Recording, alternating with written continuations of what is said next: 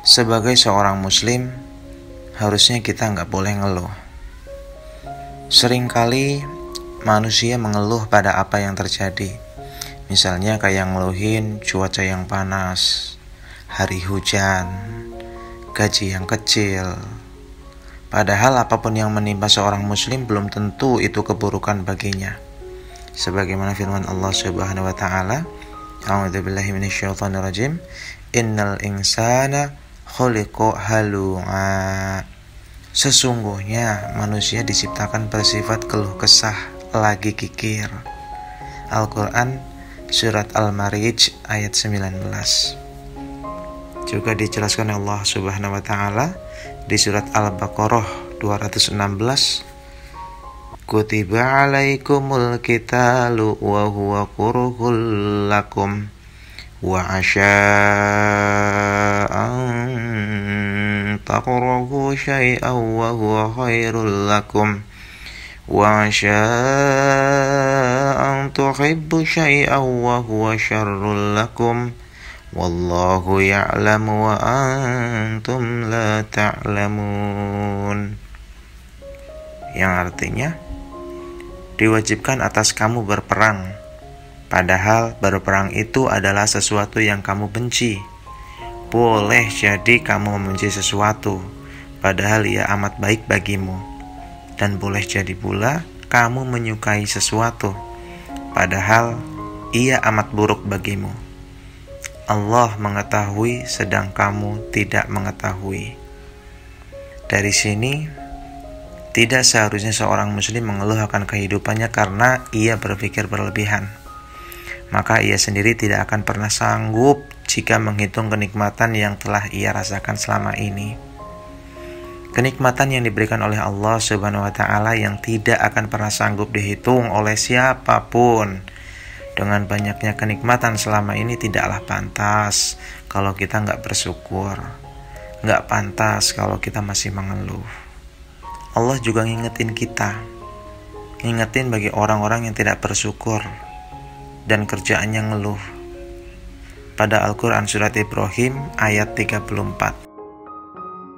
Wa atakum min kulli ma sa'altumuh wa in ta'uddu ni'matallahi la tuhsuha innal insana ladzalumun kafar. Yang artinya, dan dia telah memberikan kepadamu keperluanmu dan segala apa yang kamu mohonkan kepadanya.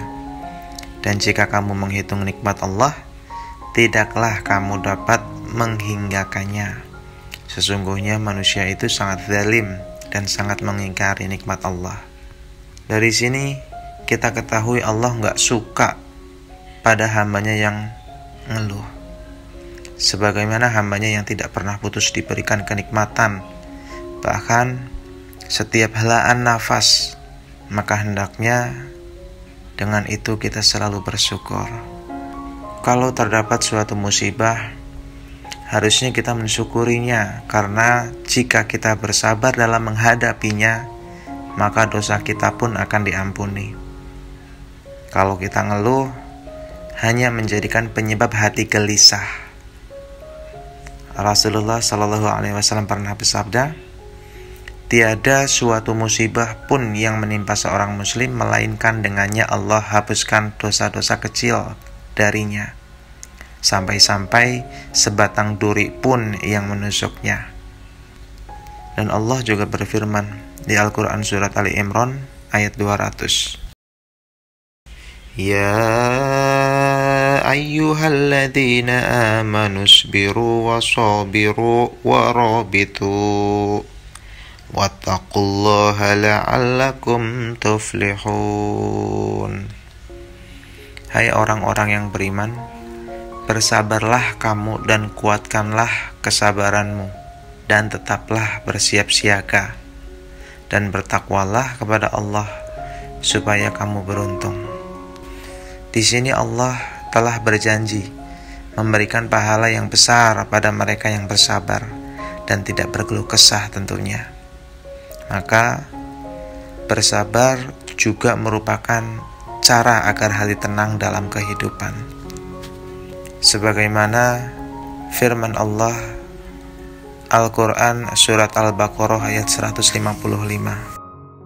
وَلَنَبْلُوَنَّكُمْ بِشَيْءٍ مِّنَ الْخَوْفِ وَالْجُوعِ وَنَقْصٍ مِّنَ الْأَمْوَالِ وَالْأَنفُسِ وَالثَّمَرَاتِ وَبَشِّرِ الصَّابِرِينَ, yang artinya, dan sungguh akan kami berikan cobaan kepadamu dengan sedikit ketakutan, kelaparan, kekurangan harta, jiwa, dan buah-buahan. Dan berikanlah berita gembira kepada orang-orang yang sabar. Setiap manusia hendaknya menyadari bahwa setiap kenikmatan dan musibah yang datang telah digariskan oleh Allah Subhanahu wa Ta'ala, bahkan sebelum kita diciptakan, sehingga harusnya kita bersikap sabar dan tawakal dalam menghadapinya. Rasulullah SAW pernah bersabda, sesungguhnya setiap orang di antara kamu dikumpulkan kejadiannya di dalam rahim ibunya selama 40 hari dalam bentuk nutfah, kemudian menjadi alaqah atau segumpal darah. Selama waktu itu juga 40 hari kurang lebihnya, kemudian menjadi mudghah atau segumpal daging. Selama waktu itu juga lalu diutuslah seorang malaikat kepadanya. Malaikat itu meniupkan ruh padanya dan ia diperintahkan menulis 4 kalimat.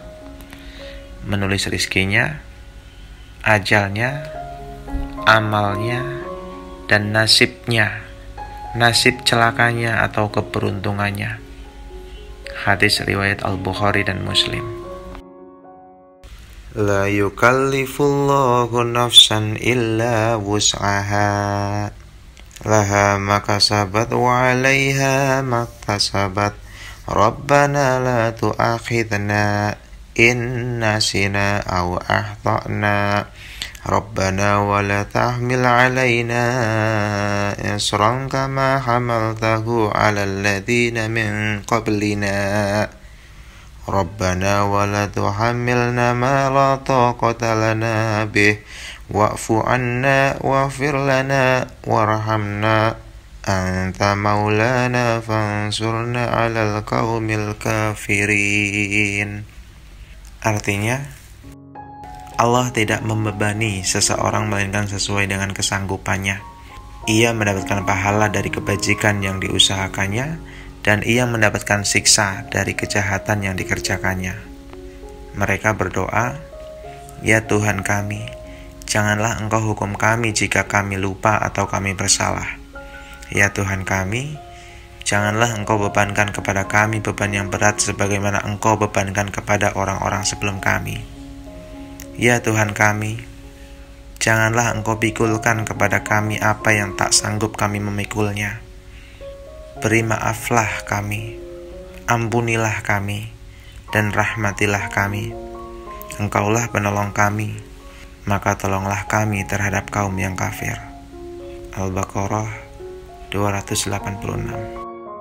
Dari firman Allah yang sudah tadi sedikit saya bacakan, dan dari hadis Rasulullah yang sudah saya sampaikan juga, dari firman Allah dan dari hadis Rasulullah SAW, kita belajar bahwa mengeluh tidak diperbolehkan. Bahkan Allah Subhanahu wa Ta'ala sangat membenci bagi hambanya yang mengeluh. Mari kita sama-sama jangan mengeluh, tapi dalam menghadapi sebuah ujian, menghadapi sebuah cobaan yang diberikan oleh Allah Subhanahu wa Ta'ala, kita lihat dari sisi yang lainnya, yang mana ada kesempatan kita untuk mendapatkan pahala sabar, ada kesempatan kita untuk panen pahala. Tapi sangat disayangkan ketika kita tidak memilih pahala sabar, tapi kita memilih mengeluh, yang mana Jika kita memilih mengeluh, maka akan tidak memperbaiki masalah yang sedang terjadi. Bahkan bisa menjerumuskan kita lebih dalam ke masalah yang sedang kita hadapi. Wallahu a'lam bishawab.